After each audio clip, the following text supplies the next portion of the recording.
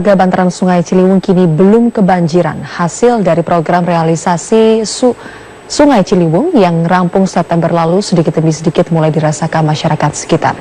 Hujan sejak dini hari yang melanda ibu kota sampai dengan pagi tadi membawa volume air ke Jakarta dengan ketinggian air di Sungai Ciliwung mencapai 9 meter.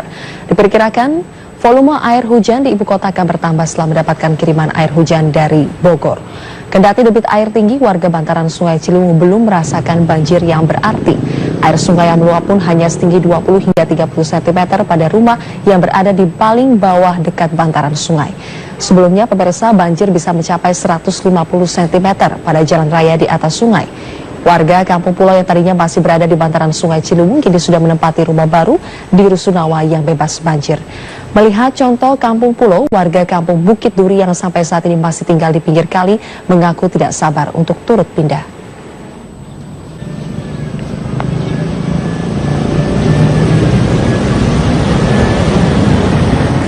Kita beralih ke informasi. Hari ini Presiden Joko Widodo dijadwalkan tiba di Wonogiri, Jawa Tengah dalam rangkaian kunjungan kerja pengembangan program investasi dan lapangan kerja.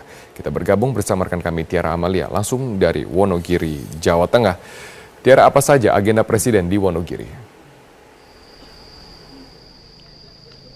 Ya, Robert, RI 1 Presiden Joko Widodo hari ini dijadwalkan meresmikan pendirian pabrik garmen asal Korea yakni PT Nesha Pan Pacific Clothing di Desa Kelorjo, Kecamatan Ngadirojo, Wonogiri, Jawa Tengah.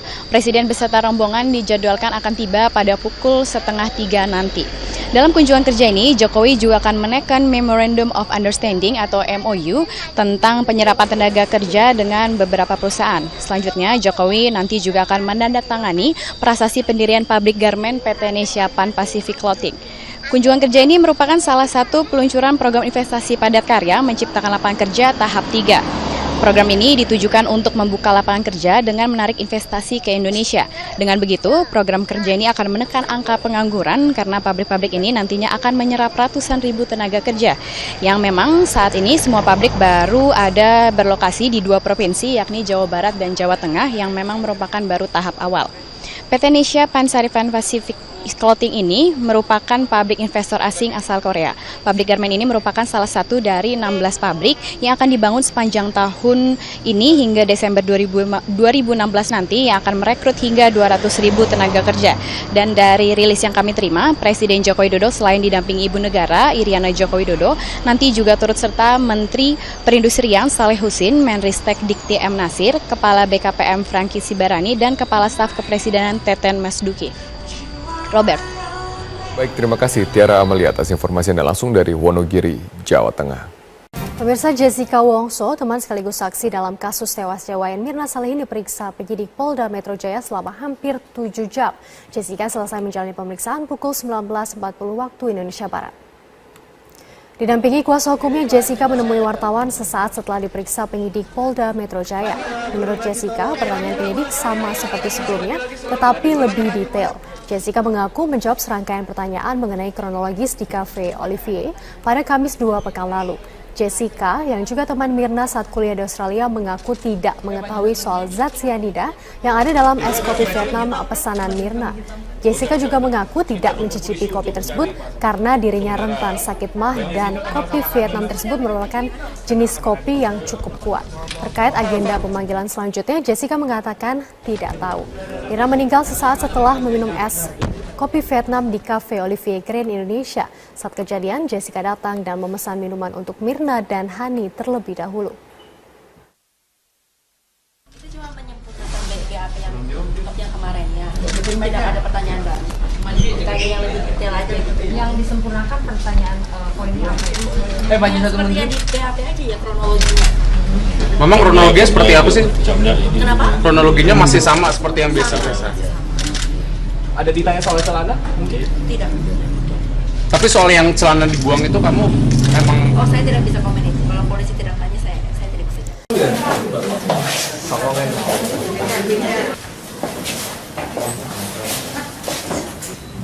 Awal mengenai kejadian bahwa di salah satu klub sepak bola,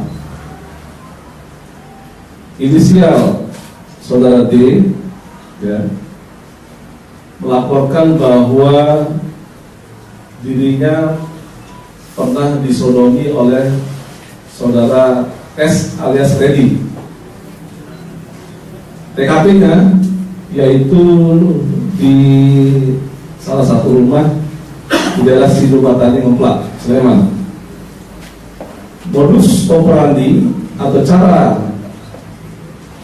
yang bersangkutan tersangka ini melakukan suatu tindak pidana tersebut adalah dengan pendekatan tentunya, kemudian memanggil calon korbannya tersebut ke rumahnya, dan setelah akrab yang bersangkutan tersangka ini seperti di depan rekan-rekan adalah menyiapkan minuman yang dioplos antara minuman berenergi, salah satu minuman berenergi, kemudian minuman keras, diberikan kepada calon korbannya, yaitu anak-anak berusia paling tua 16 tahun, paling bawah adalah sekitar 10 tahun. Satu remaja, dia pernah mendapat. Maksudnya ada orangnya. Pada saat kejadian kamu di rumah itu sendiri. Anda menyaksikan News Update pukul 17 waktu Indonesia Barat bersama saya Ani Rahmi. Gubernur DKI Jakarta Basuki Cahayapurnama geram dengan oknum PNS senior yang membuli PNS junior di Pemprov DKI Jakarta. Kasus bullying ini didengar Ahok melalui laporan adanya PNS senior yang melarang PNS junior untuk menggunakan bus jemputan. Bukan dihilangin, sekarang kita tanya sama PNS ya. Ini namanya ngelunjak, saya bilang. Ini namanya betul-betul ngelunjak. Kita kasih bus, pagi-pagi datang. Tanya sama PNS muda, bisa naik nggak? Dibully loh di dalam bus. Sama yang udah duduk, merasa kursi punya dia. Jadi kalau PNS muda dibully, ini pertama. Terus kedua, ada iuran bulanan lagi. 75.000 besok 1.000. Ini brengsek kan luar biasa nih, ada iuran bulanan. Yang menarik iuran siapa Pak? Iya, saya ada grupnya, ada kayak gengnya nih. Udah kayak ada gengnya, kayak membership. Yang muda-muda nggak bisa naik, dibully karena ini punya si A, si B kursinya. Terus kalau ada yang penumpang biasa, numpang naik boleh nggak? Boleh, dipungutin duit. Ya saya kan taruh mata-mata banyak. Pak, itu iurannya buat sopir. PNS, sopir digaji kok, makanya dia ada permainan. Terus tarik lagi dari penumpang, nah, itu udah dosanya. Dosa apa lagi? Pemirsa, penyidikan kasus dugaan korupsi pendirian Bank Banten terus dilakukan oleh KPK. Dan untuk kedua kalinya Gubernur Banten Rano Karno diperiksa sebagai saksi dalam kasus itu. Kita akan mengetahui bagaimana perkembangan terkini dari KPK bersama reporter Yul Yanawan dan juru kamera Bobby Tobing langsung dari gedung KPK Jakarta. Ya Yul, bagaimana perkembangan terbaru dari kasus dugaan korupsi pendirian Bank Banten? Iya Doni, untuk hari ini memang KPK menjadwalkan dari pemanggilan Gubernur Banten Rano Karno yang tadi pagi sudah datang pada pukul 9.30 di KPK. Adapun Rano Karno bersama dengan saksi lainnya yakni Muhammad Yanuar diperiksa sebagai saksi untuk tersangka Riki Tampi Nongkol yakni dirut dari PT Banten Global Development atas TPK suap pengesahan dari APBD Pemprov Banten dalam pembangunan Bank Daerah Banten. Dan pemeriksaan ini adalah merupakan pemeriksaan yang kedua untuk Rano Karno, dan perkembangan dari penyidikan kasus ini memang KPK masih memeriksa beberapa saksi terkait dari para tersangka yang sebelumnya KPK juga telah menetapkan 3 tersangka dalam kasus ini, diantaranya adalah anggota DPRD Banten dari fraksi PDIP yakni Tri Satya, kemudian ada wakil ketua DPRD Banten dari fraksi Golkar SM Hartono, dan ketiga adalah tadi yang saya sebutkan adalah dirut dari PT Global Development yakni Riki Tampi Nongkol. Dan memang untuk pemeriksaan dan juga penyidikan atas kasus ini dan perkembangannya KPK masih terus menelusuri keterangan dari saksi-saksi. Doni. Ya Yul, lalu apa saja keterangan yang disampaikan oleh Rano Karno saat selesai menjalani pemeriksaan sebagai saksi di KPK? Ya Doni, dalam pemeriksaan berjalan selama 2 jam tadi siang, memang Rano Karno usai dari pemeriksaan penyidik tidak menyampaikan substansi materi dari pemeriksaan tersebut. Namun memang kalau misalnya kita review dari pemeriksaan Rano Karno yang pertama pada 7 Januari lalu, memang Rano Karno menyatakan bahwa ada anggota DPRD yang meminta uang sebesar 10 miliar rupiah kepada Ricky Tampinongkol.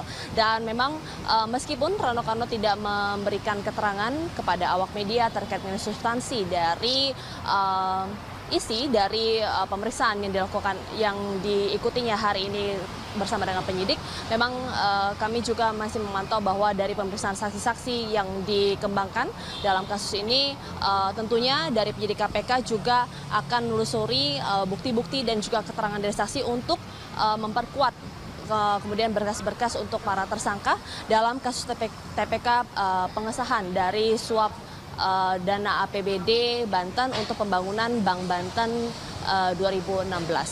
Doni.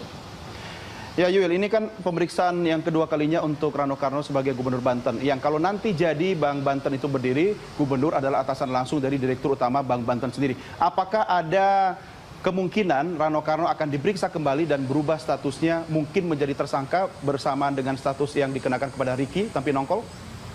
Iya, Doni, tentunya dalam kasus ini KPK... Mudah-mudahan nggak bisa naik, dibully karena ini punya si A, si B kursinya. Terus kalau ada yang penumpang biasa, numpang naik boleh nggak? Boleh, dipungutin duit. Ya saya kan taruh mata-mata banyak. Pak, itu iurannya buat sopir. PNS, sopir digaji kok, makanya ini ada permainan. Terus tarik lagi dari penumpang. Nah, itu udah dosanya. Dosa apa lagi? Pemirsa, penyidikan kasus dugaan korupsi pendirian Bank Banten terus dilakukan oleh KPK. Dan untuk kedua kalinya Gubernur Banten Rano Karno diperiksa sebagai saksi dalam kasus itu. Kita akan mengetahui bagaimana perkembangan terkini dari KPK bersama reporter Yul Yanawan dan juru kamera Bobby Tobing langsung dari Gedung KPK Jakarta. Ya Yul, bagaimana perkembangan terbaru dari kasus dugaan korupsi pendirian Bank Banten? Iya, Doni, untuk hari ini memang KPK menjadwalkan dari pemanggilan Gubernur Banten Rano Karno yang tadi pagi sudah datang pada pukul 9.30 di KPK. Adapun Rano Karno bersama dengan saksi lainnya yakni Muhammad Yanuar diperiksa sebagai saksi untuk tersangka Ricky Tampinongkol yakni dirut dari PT Banten Global Development atas TPK suap pengesahan dari APBD Pemprov Banten dalam pembangunan Bank Daerah Banten.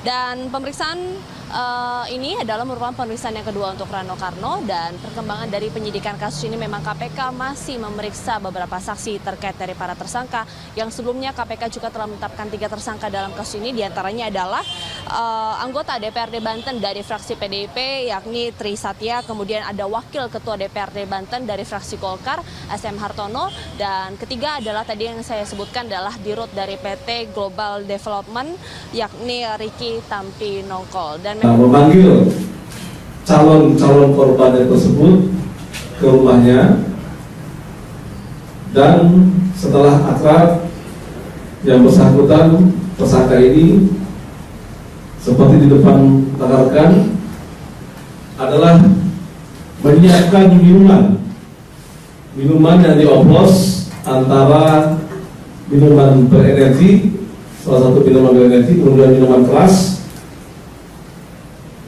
diberikan kepada calon korbannya, yaitu anak-anak berusia paling tua 16 tahun, paling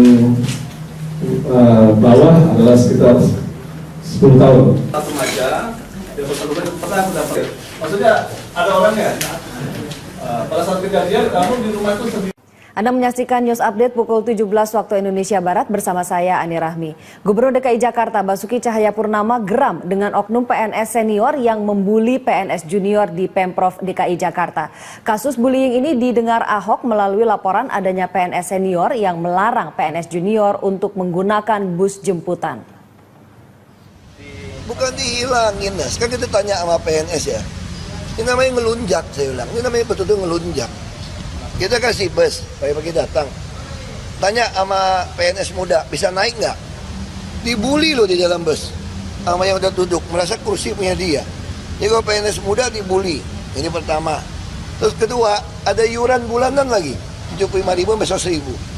Ini brengsek kan luar biasa nih, ada iuran bulanan. Yang narik iuran siapa Pak? Iya, saya ada grupnya, ada kayak gengnya nih.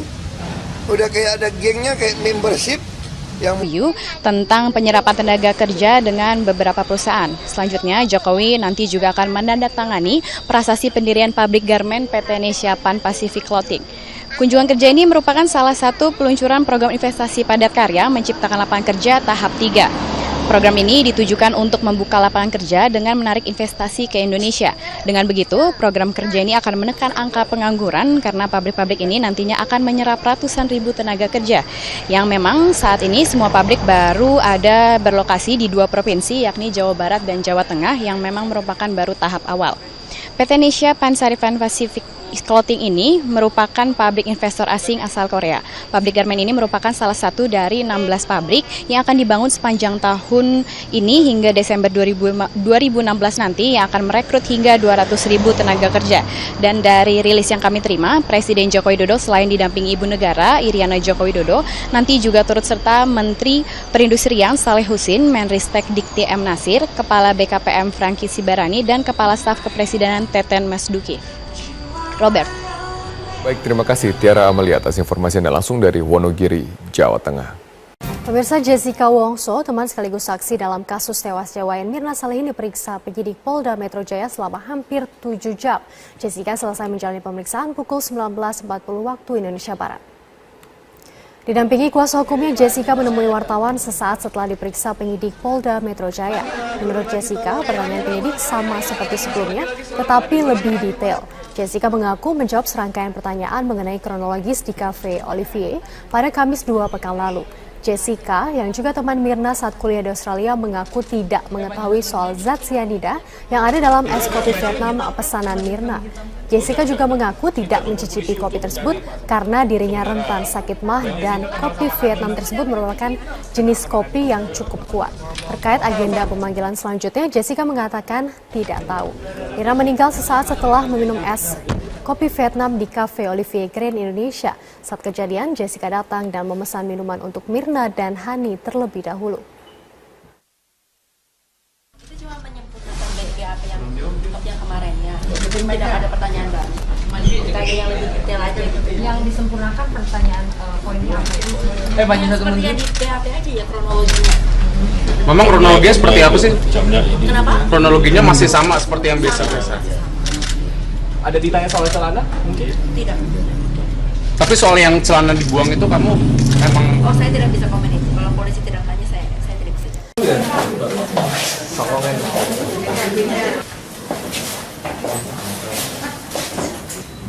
Awal mula kejadian bahwa di salah satu klub sepak bola,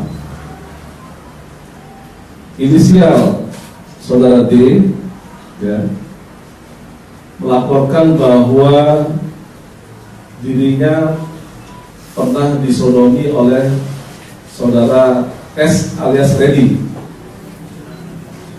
TKP-nya yaitu di salah satu rumah di daerah Sidobatani Ngeplak, Sleman. Modus operandi atau cara yang bersangkutan tersangka ini melakukan suatu tindak-tindak tersebut adalah dengan pendekatan tentunya, kemudian Warga bantaran Sungai Ciliwung kini belum kebanjiran hasil dari program realisasi Sungai Ciliwung yang rampung September lalu sedikit demi sedikit mulai dirasakan masyarakat sekitar. Hujan sejak dini hari yang melanda ibu kota sampai dengan pagi tadi membawa volume air ke Jakarta dengan ketinggian air di Sungai Ciliwung mencapai 9 meter. Diperkirakan volume air hujan di ibu kota akan bertambah setelah mendapatkan kiriman air hujan dari Bogor. Kendati debit air tinggi, warga bantaran Sungai Ciliwung belum merasakan banjir yang berarti. Air sungai yang meluap pun hanya setinggi 20 hingga 30 cm pada rumah yang berada di paling bawah dekat bantaran sungai. Sebelumnya, pemirsa, banjir bisa mencapai 150 cm pada jalan raya di atas sungai. Warga Kampung Pulau yang tadinya masih berada di bantaran Sungai Ciliwung kini sudah menempati rumah baru di Rusunawa yang bebas banjir. Melihat contoh Kampung Pulau, warga Kampung Bukit Duri yang sampai saat ini masih tinggal di pinggir kali mengaku tidak sabar untuk turut pindah.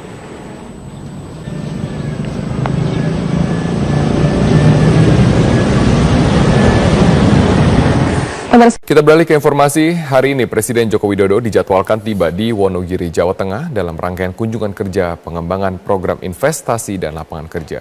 Kita bergabung bersama rekan kami Tiara Amalia langsung dari Wonogiri, Jawa Tengah. Tiara, apa saja agenda Presiden di Wonogiri?